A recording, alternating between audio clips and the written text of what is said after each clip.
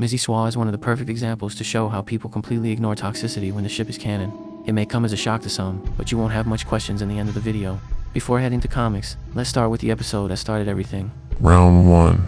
At the very beginning, we only know them as children. They perform a song that speaks of profound, intimate love, reliance, and devotion. The song is about how they are each other's reason to live, the light that pierces through the darkness of their existence.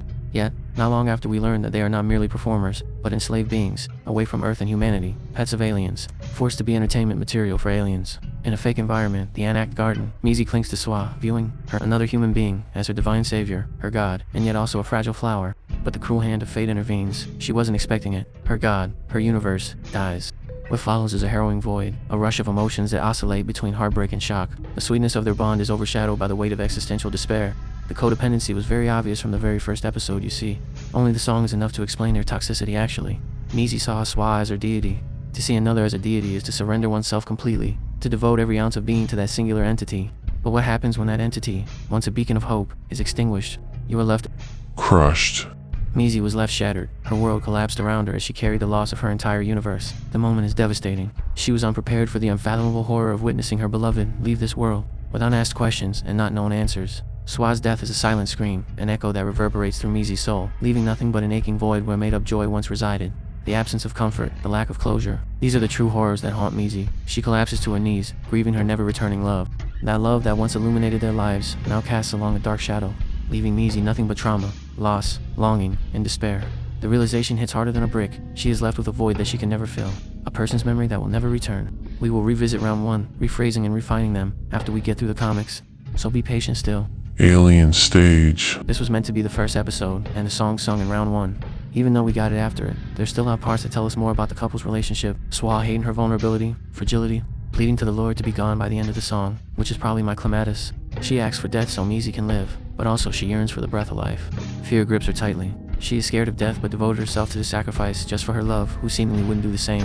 Mizi hugs her like nothing happened. Every time Sua seems broken, it's a tender gesture, yet it carries the weight of neglect, a silent acknowledgement of suffering that goes unheard. Sua hums for Mizi, her Lord, to see her, to hear the cries of her heart, to recognize the torment she endures in silence. But all she receives in return is the hollow echo of unresponsiveness, a void of selflessness filled only by physical affection. Here we see another element of toxicity, Neglect. and a profound lack of understanding. They stand together but yet, both lying to each other. Sweet Dreams reveals the shadows of toxicity, neglect, and misunderstanding that suffocate their connection. Sua hides the truth so she can be temporarily happy, leaving Mizi in a fog of uncertainty. Each sign Sua attempts to share, each cry for help, seems to be unheard and unheeded, because Mizi chose to be trapped in her own world, oblivious to the storm brewing in Sua's heart. The care they share seems rather fake and completely based on lies. But again, we will rephrase this analysis after the comics. Round 5. You might find it hard to believe, but round 5 offers no direct insight into MiziSua. Instead, it dives into the complexities of Mizi herself, revealing her violent nature and underlying fears. Mocking Sua would be the one thing that Mizi would never tolerate in the wake of tragedy. In a fit of rage, she unleashes her fury on Luca, a clear manifestation of her inner turmoil. But let's be real, Sua is just a piece of the puzzle. Mizi's motivations run far deeper than mere revenge or anger for her. They intertwine with her insecurities and the ghosts of her past that constantly haunt her. So, whether you find this round informative or not, it will fit after the comics. MiziSua. The episode's name, by the way. This is more of a backstory episode, but let's explain it. Sua, a figure clad in the guise of a porcelain doll, stands still, her eyes a lifeless void, yet somehow, she captivates Mizi. Mizi's tears flow, but they are not just tears of sadness. They are a manifestation of her desperation, her need to find a company, some reason to keep going. The moment their paths cross, a light flickers to life, given a reason to live. In this twisted reliance, they become each other's lifeline, bound by a shared solitude that leaves them with no one else to turn to. Not a single word is exchanged throughout the episode. It's as if the weight of their unspoken thoughts suffocates them, rendering them mute. Yet, in the realm of childhood innocence, their actions speak volumes, louder than we ever can. Later on, we learn that Mizi calls Sua a snow doll, but what lies beneath this seemingly innocent title? Does Sua yearn to be a mere doll, stripped of agency and dressed in the garb of obedience? No, she does not. And yet Mizi's perception of Sua distorts her reality. Does Mizi relish in Sua's fragility, deriving comfort from her submissive demeanor? In the depths of Mizi's psyche, a troubling truth emerges. She doesn't want Sua to suffer, but her admiration borders on obsession and ego. The way she gazes upon Sua like an object of fascination, a god serving to her and only her, reveals a darker undercurrent. Mizi's love is not unconditional. It is tinged with a possessiveness that shackles Sua to a role she never chose. She is controlling. Mizi's controlling nature is intertwined with her affection. She doesn't play with Sua in the traditional sense. Instead, she keeps her hers, finding relief in the idea of a doll that obeys her, a companion that serves to her ego. The lines blur between love and ownership. We won't reword this analysis after comics. The comics just back up our interpretation. WIEGE. This episode doesn't give us any information, but it ties to the comics, so let's speedrun it. Mizi is going insane. Sua's face slips away from her memory. Everyone she loved is gone. The only one staying is the same person who once mocked her lover. She is utterly alone. Panic comes first. Short breaths, a racing heart, grief chewing at her. Her trauma climbs back into her throat like smoke. The comics. Sua appears like a specter, lying still and watching Mizi with the same dead eyes she had the first time they met. "How cunning you are," she says. Mizi's mind floods with memories of the days when she was adored, when she was pretty and chaste, innocent and free. The times where she was seen as a beautiful object. We learn the truth. Mizi and Sua fought a lot. Sua had been dragged by her alien, forced, dulled, turned into a puppet with empty eyes. Mizi rushes to Sua to vent, to be comforted for the creeps that chase her. She tells Sua she's glad to see her. Sua answers without warmth. She says she doesn't feel the same. She says Mizi is lucky not to be dragged and hollowed like she was. She ignores Mizi's wounds. In a flash of anger and exhaustion, Mizi slaps her. Both are worn thin from being unseen by the ones they loved, from watching the other close their eyes when pain was spoken aloud. Sua wraps Mizi in the same embrace Mizi once gave her, the automatic comfort Mizi used whenever Sua hurt. No words, no proper comfort, just a practiced hug. "How cunning you are," Sua repeats, soft and cruel. Mizi was fooling everyone, fooling herself. Then the revelation crashes down. Mizi was never the pure victim. She performed. She knew that Sua would give everything. She knew about the stage, the lines, the cost. She chose to act in silence when Sua suffered. Sua had known too. She held that knowledge in her chest and never said it aloud. From the start, she had been ready to die, ready to sacrifice herself for someone who played the innocent, for a liar who controlled her. The comic leaves us with them who were tangled in the wreckage of love and deceit, one playing victim, the other already gone. Comics. Again. MiziSua are close, intimate. "You're adorable," Mizi says. Sua just stands still. Her eyes are hollow, drained of all light.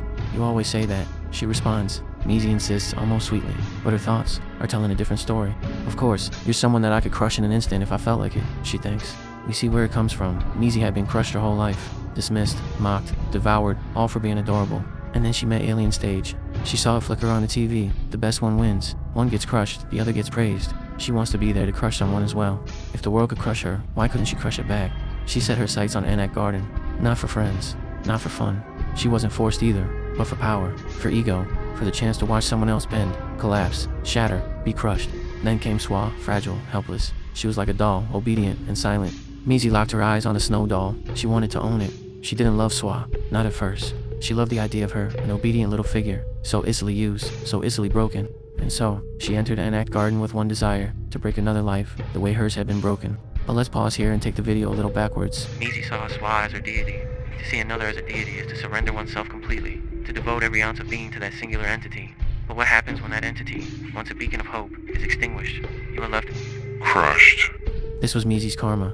She came to crush someone, full of confidence, and yet, it was she who shattered. She loved Sua with a devotion so blinding that it erased all reason, all memory of why she had ever befriended her. Sua became everything, her god, her universe, the axis around which her life spun. She was not Mizi's fragile victim, she was Mizi's entire world, and Mizi could not see how much her death would hurt, could not grasp the truth until it had already happened.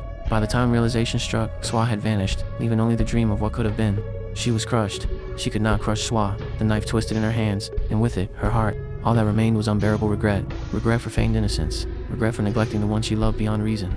Regret for a life spent too late in understanding. In the end, Mizi had destroyed, crushed nothing but herself. Before heading to karma, let's change round one, an Alien Stage's phrasing. But the cruel hand of fate intervenes. She wasn't expecting it. Her god, her universe, dies. The moment is devastating. She was unprepared for the unfathomable horror of witnessing her beloved leave this world. Sua hides the truth, so she can be temporarily happy, leaving Mizi in a fog of uncertainty. No, that's wrong! Mizi definitely had an idea of what was coming on stage. She was ready for Sua's death. She put on an act of being innocent, not realizing how much it would hurt when Sua actually left this world. Sua knew that Mizi was aware of the truth. She didn't try to hide it. Instead, she played along with Mizi's little game.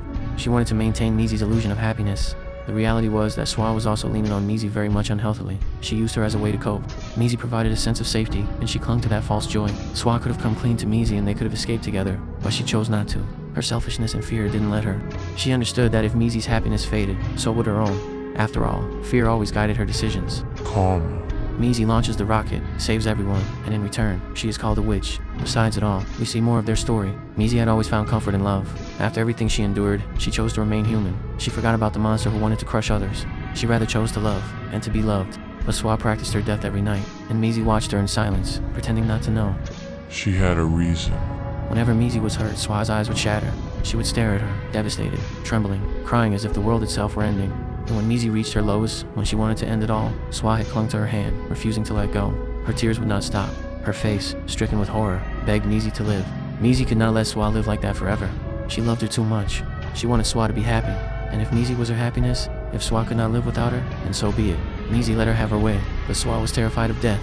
Sometimes, while rehearsing it, she would break down and cry. She wasn't ready.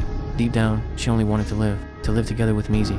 Still, there were moments of tenderness. Mizi would hold her close, just as Sua once sang in sweet dreams, that she would hug her whenever the times grew heavy. The first time Sua spoke her plan aloud was right before going on stage. It led to another fight, but then, Sua cried. She showed the face Mizi dreaded more than anything, that shattered, broken face. It silenced her. Mizi could not bear the thought of Sua living eternally with that expression carved into her soul. And then, suddenly Sua smiled. The smile she had practiced for so long. The smile she carried even in her final moments. Even as she died, she kept smiling, because she knew, if Mizi saw her broken, saw her afraid, she would follow her into death without hesitation. So Sua smiled, to convince her.